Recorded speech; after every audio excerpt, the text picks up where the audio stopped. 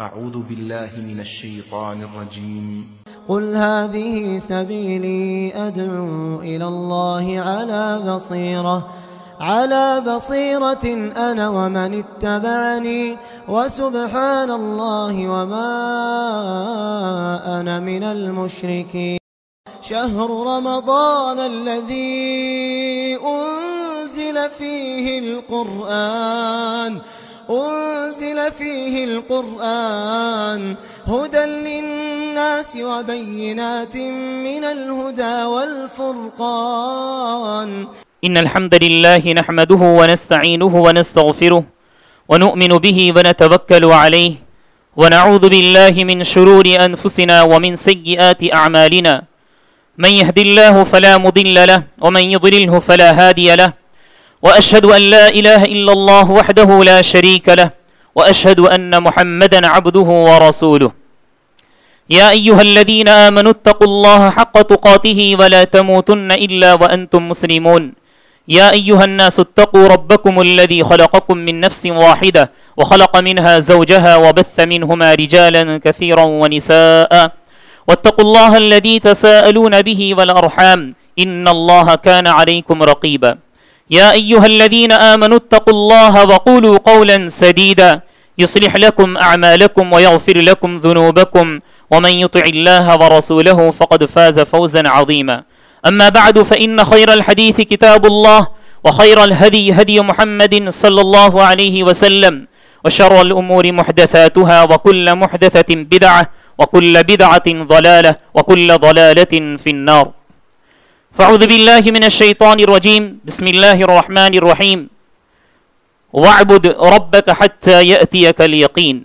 وقال النبي صلى الله عليه وسلم إن لكل قوم عيدا فهذا عيدنا. محترم بزرگوں، بھائیوں، پردہ نشین، باعزت ماؤں اور بہنوں، آج عید الفطر کا دن ہے جیسا کہ ہم سب جانتے ہیں۔ عید کا مطلب ہے خوشی، عید کا لفظی معنی ہے خوشی۔ تو الحمدللہ سب سے پہلے تو اللہ سبحانہ و تعالیٰ کا ہم شکر ادا کریں کہ اللہ سبحانہ و تعالیٰ نے ہماری زندگی میں ایک اور مرتبہ عید منانے کی ہمیں توفیق عطا کیا۔ الحمدللہ اللہ سبحانہ و تعالیٰ نے یہ جو ہمیں عید منانے کی توفیق دی ہے تو اس کے لیے ہمیں شکر ادا کرنا چاہیے۔ میں آپ کے سامنے آج کے خطبے کے حوالے سے 4 باتیں رکھنا چاہوں گا۔ انشاءاللہ تقریباً 20 منٹ کے اندر اپنا خطبہ ختم کرنے کی کوشش کروں گا۔ سب سے پہلی بات تو یہ ہے کہ یہ جو عید ہے، خوشی، یہ کس انسان کے لیے خوشی ہے؟ حقیقی معنوں میں کون سا انسان آج خوش نصیب ہے؟ محترم حاضرین، خوش نصیب انسان آج کے دن وہ انسان ہے جس انسان کی مغفرت کر دی گئی، جس انسان نے قیام اللیل کیا، صیام کیا، صدقات کیا، اس کے بعد اللہ سبحانہ و تعالیٰ کے دربار میں اس کے ان تمام اعمال مقبول ہو گئے۔ وہ آدمی صحیح معنوں میں اللہ رب العالمین کے دربار میں جو ہے خوشی منانے کا مستحق ہے۔ حضرت علی یہ مرتضی رضی اللہ عنہ وقت کے امیر المؤمنین تھے۔ عید کے دن ایک شخص آتا ہے آپ کے پاس، علی رضی اللہ عنہ کے پاس۔ وہ آدمی آ کر پوچھتا ہے، امیر المؤمنین آج تو عید کا دن ہے، آپ جو ہے سوکھی روٹی اور زیتون کھا رہے ہیں، آپ تو امیر المؤمنین ہیں، آپ لیڈر ہیں، مؤمنوں کے لیڈر ہیں، آپ کا یہ ماجرا کیوں ہے؟ امیر المؤمنین علی رضی اللہ عنہ فرماتے ہیں، یا هذا ليس العيد لمن لبس الجديد وأكل الثريد ولكن العيد لمن قبل منه بالأمس قيامه وقبل منه صيامه وغفر له ذنبه وشكر له سعيه فهذا هو العيد۔ علی رضی اللہ عنہ نے اس آدمی کو جواب میں کہا، اے وہ شخص، ارے عید کا دن تو اس انسان کے لیے نہیں ہے، عید کا دن جس انسان نے نیا کپڑا پہن لیا اور عمدہ کھانا کھا لیا، عید تو اس انسان کے لیے ہے جس کے اعمال قبول کیے گئے کل کے دن، اس کے قیام قبول کیے گئے، اس کے روزے قبول کیے گئے اور اس کے جتنے بھی گناہ تھے وہ تمام کے تمام جو ہے مغفرت کر دی گئی، اس کو معاف کر دیا گیا، اور اس کی جتنے بھی اعمال تھے اس کی قدر کی گئی اللہ سبحانہ و تعالی کے پاس. وہ آدمی صحیح معنوں میں خوشی اور عید کا مستحق ہے. پھر انہوں نے آگے کہا کہ الیوم عید لنا وغدا عید لنا وکل یوم لا نعصی اللہ فیہ عز وجل فہو عید. آج کے دن بھی ہمارے لیے عید کا دن ہے، کل کا دن بھی عید کا دن ہوگا. ہر وہ دن ہمارے لیے عید کا دن ہے جس دن ہم اللہ سبحانہ و تعالیٰ کی نافرمانی نہیں کیے. یعنی اللہ سبحانہ و تعالیٰ کو جب کبھی ہم خوش رکھ سکتے ہیں، اللہ سبحانہ و تعالیٰ کی رضامندی جب ہمیں ملتی ہے تو آدمی خوشی میں رہتا ہے، سعادت کی زندگی گزارتا ہے. تو ہمیں سب سے پہلی جو بات مجھے کہنی تھی، وہ عید کا دن اس انسان کے لیے آج صحیح معنوں میں عید کا دن ہے، اور خوشی و مسرت کا باعث اس انسان کے لیے ہے جس انسان نے اپنا محاسبہ کیا کہ کیا میری مغفرت کر دی گئی یا نہیں، اپنا جائزہ لیا. تو ہم میں سے ہر ایک فرد کی ذمہ داری یہ ہوتی ہے کہ ہم اپنا محاسبہ کریں. جی ہاں، یہ سب سے پہلی بات جو مجھے کہنی تھی. دوسری بات یہ ہے کہ عید کے بعد یعنی رمضان کے بعد ہماری زندگی کیسی ہونی چاہیے، میں آپ کے سامنے کچھ نکات پیش کروں گا. محترم حاضرین، جب رمضان داخل ہوتا ہے تو ہر انسان نیک بننے کی کوشش کرتا ہے یا نیک بن جاتا ہے. اس کی زندگی میں جتنے بھی گناہ تھے، جتنے محرمات ناجائز چیزیں تھیں، ان تمام چیزوں کو ترک کر دیتا ہے اور ایک اللہ سبحانہ و تعالیٰ کے دربار میں وہ حاضر ہو جاتا ہے، مسجد کا راستہ پکڑ لیتا ہے. سبحان اللہ، آدمی نیک بخت ہو جاتا ہے. لیکن بہت سارے لوگ ایسے ہوتے ہیں، رمضان جو ہی جاتا ہے، شوال کا چاند جیسا ہی نظر آتا ہے، سبحان اللہ، لگتا ہے کہ مسجد ویران ہو گئی. تھوڑی دیر پہلے مسجد آباد تھی، لیکن کیا ہوا، یہ مسجد ویران ہو گئی. سبحان اللہ، ایک مومن، ایک موحد، ایک مسلم کا رویہ ایسا نہیں ہوتا. مسلم موحد مومن ہمیشہ ایک اللہ سبحانہ و تعالیٰ کو ڈر کر زندگی گزارتا ہے. وہی اللہ ہے جو رمضان میں تھا، وہی اللہ ہے اس کے بعد شوال اور اس کے بعد کے مہینوں میں رہے گا. تو محترم حاضرین، اسی کو عربی زبان میں دوام کہا جاتا ہے. یعنی عبادت میں آدمی کو دوام برتنا چاہیے، کنٹینیو کرنا چاہیے. میں نے خطبہ مسنونہ کے بعد ایک آیت پڑھی ہے، بہت ہی اہم آیت ہے. اللہ سبحانہ و تعالیٰ نے ہم میں سے ہر ایک فرد سے مخاطب کرتے ہوئے کہا، خطاب کرتے ہوئے کہا کہ وَاعْبُدْ رَبَّكَ حَتَّى يَأْتِيَكَ الْيَقِينُ، تم اپنے رب کی عبادت کرو یہاں تک کہ تمہیں موت نہ آ جائے. اس سے پتا چلا کہ موت آنے تک ہم میں سے ہر ایک انسان کو عبادت کا مرحلہ ہماری زندگی سے جو ہے ہٹا نہیں دینا چاہیے. اگر کوئی انسان صرف رمضان میں عبادت کیا، اس کے بعد عبادت کو چھوڑ دیا، تو گویا کہ اس آیت کی روشنی میں ایسا لگتا ہے کہ وہ انسان اپنے آپ کو مردہ قرار دیتا ہے.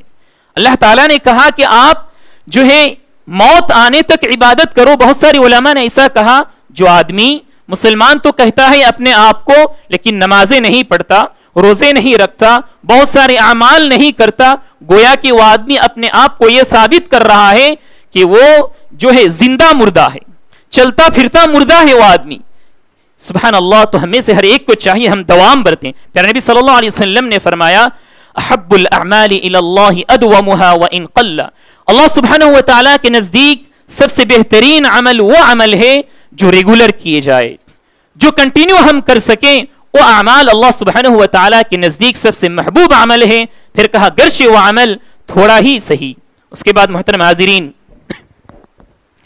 رمضان میں ہم نے جو اعمال کیے، اس کے بعد ہماری کیا ذمہ داری بنتی ہے.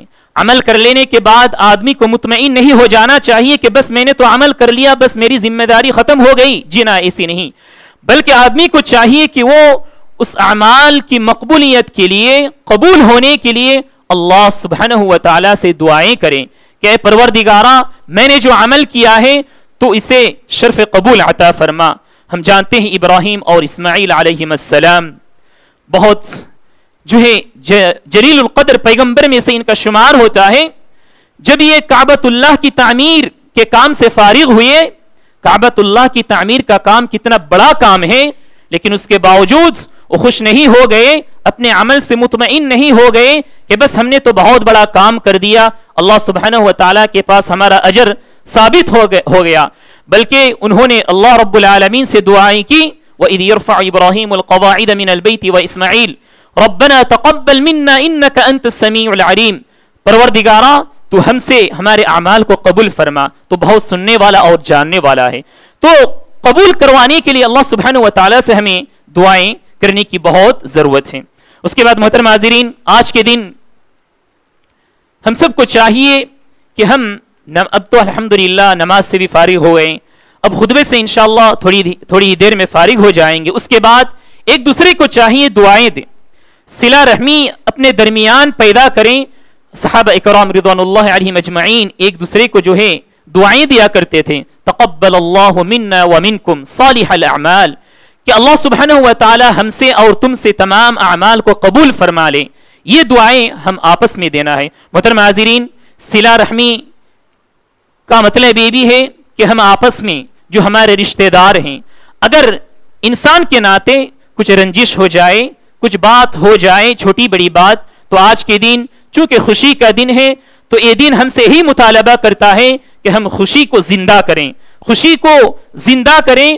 ان تمام چیزوں کو نہ ہم سوچیں, کوئی غصے کی بات رہی, کوئی اونچی اور نیچی بات ہو گئی تھی, لیکن ان تمام چیزوں کو بھلا کر آج کے دن ہم سب کو چاہیے کہ ہم ایک دوسرے سے ملیں, سلام کریں, مصافحہ کریں. اگر بات چیت بھی نہ ہو, پیارے نبی صلی اللہ علیہ وسلم نے فرمایا کہ خیرہما من یبدأ بالسلام, کہ دو آدمی آپس میں بات چیت نہیں کرتے ہیں, لیکن ان میں سے بہترین آدمی اللہ تعالیٰ کے پاس خیر کا مطلب ہے سب سے بہترین آدمی ان دونوں میں سے وہی ہوگا جو سب سے پہلے السلام علیکم کہہ کر اپنے بھائی سے بات کرنا شروع کر دے. تو محترم حاضرین, ان تمام چیزوں کو ہمیں زندہ کرنے کی ضرورت ہے. اس کے بعد میں کچھ باتیں آپ کے سامنے اور اس سلسلے میں رکھنا چاہتا ہوں. کچھ منکرات ہم سے ہو جاتے ہیں عید کے دن. عید کا مطلب یہ ہے خوشی. خصوصاً ان تمام منکرات میں نوجوان بھائی اکثر ملوث رہتے ہیں. منکرات کیا منکرات ہیں؟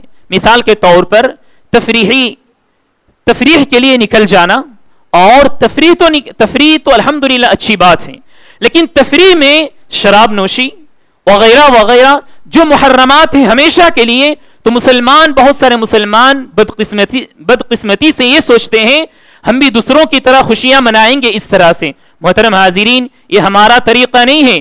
اللہ رب العالمین نے قرآن مجید میں فرمایا, بیت اللہ کے پاس لوگ آیا کرتے تھے, کعبہ اللہ کے پاس, اور آ کر اپنی عبادت کا مظاہرہ کس طرح کرتے تھے؟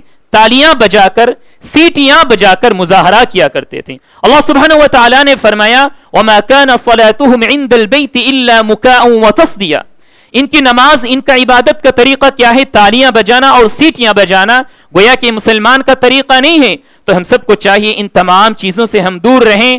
گانا بجانا, ان تمام چیزوں سے ہم اپنے آپ کو دور رکھنا چاہیے. خوشی کے نام سے ان تمام محرمات کا ہم ارتکاب نہ کریں. اس کے بعد حضرات, تیسری بات میں آپ کے سامنے رکھنا چاہتا ہوں کہ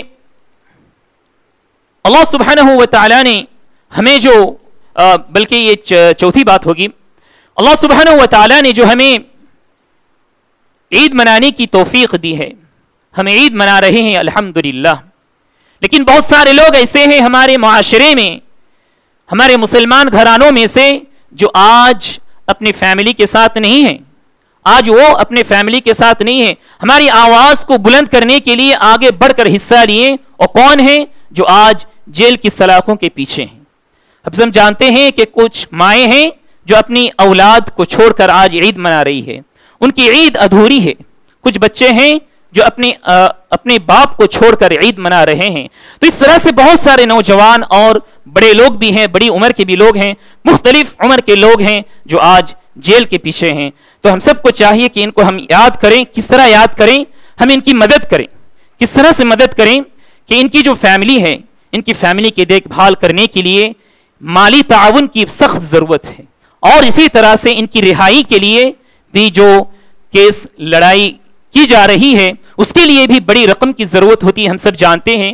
تو اس چیز کے لیے جو ہے IRGC کی طرف سے، اس مرکز کی طرف سے ایک قدم اٹھایا گیا ہے کہ آج کا چندہ جو ہے اس چیز کے لیے ہی اکٹھا کیا جائے گا، اور ہم میں سے ہر بھائی یہ سوچے کہ جیل کے پیچھے جو ہے میری اور آپ کی آواز کو بلند کرنے کے لیے وہ آگے بڑھا ہے تو میرا بھائی ہے، میرا بیٹا ہے، تو یہ سمجھ کر ہم کیا کریں، چندہ دیں، زیادہ سے زیادہ دل کھول کر، ہاتھ کھول کر ہم چندہ دیں ان کی رہائی کے لیے، اور وہ گھر واپس آئے ہماری طرح وہ بھی اپنے آل و اولاد کے ساتھ، فیملی کے ساتھ زندگی گزار سکیں۔ محترم حاضرین، یہ کچھ باتیں تھیں جو کہ میں نے سوچا آپ کے سامنے رکھوں۔ اللہ سبحانہ و تعالیٰ سے دعا ہے کہ اللہ تعالیٰ ہم تمام کو کہی ہوئی اور سنی ہوئی باتوں پر عمل کرنے کی توفیق دے۔ محترم حاضرین، ہم میں سے جو بھائی اور جو لوگ بیماری کے حالت میں اللہ سبحانہ و تعالیٰ سے دعا کرتے ہیں کہ اللہ تعالیٰ ان تمام کو شفا یاب کریں، یا پروردگارہ وہ لوگ جو ہم سے رخصت کر گئے اس دنیا سے تو ان کی مغفرت فرما، آمین، ان کے درجات کو بلند فرما، آمین۔ اے پروردگارہ ہمارے مدرسین، ہمارے علماء کرام،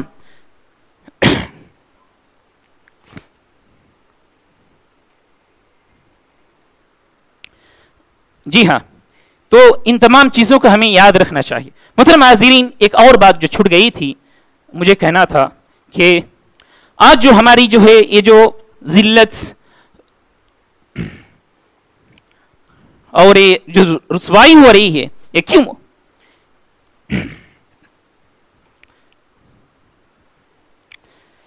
اس کی کیا وجہ ہے؟ اللہ سبحانہ و تعالیٰ نے اس کی وجہ بھی بتلا دیا ہے، اور اس کا علاج بھی اللہ سبحانہ و تعالیٰ نے بتلا دیا ہے۔ کہا اللہ تعالیٰ نے وَلَا تَهِنُوا وَلَا تَحْزَنُوا وَأَنْتُمُ الْأَعْلَوْنَ إِن كُنتُم مُؤْمِنِينَ، کہ تم سر بلند رہو گے، تمہارا سر ہمیشہ بلند رہے گا۔ کب؟ جب تم ایمان کی حالت میں رہو گے، تمہارا ایمان مضبوط رہے گا۔ اللہ سبحانہ و تعالیٰ سے دعا ہے کہ اللہ تعالیٰ ہم سب کو قوی ایمان اور مضبوط ایمان کے ساتھ زندگی گزارنے کی توفیق دے۔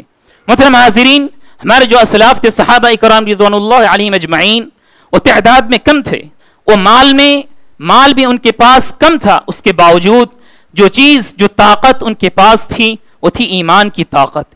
ایمان کی طاقت کی وجہ سے وہ جو دنیا میں فتح کیے، دنیا میں کامیاب ہو گئے۔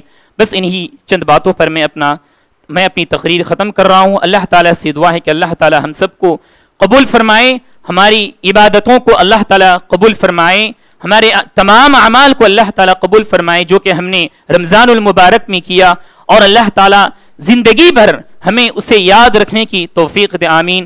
جزاکم اللہ خیرا، بارک اللہ لنا ولکم فی الآیات والذکر الحکیم، انہ تعالی جواد کریم منکم ورؤوف رحیم۔ السلام علیکم ورحمۃ اللہ وبرکاتہ، جزاکم اللہ خیرا۔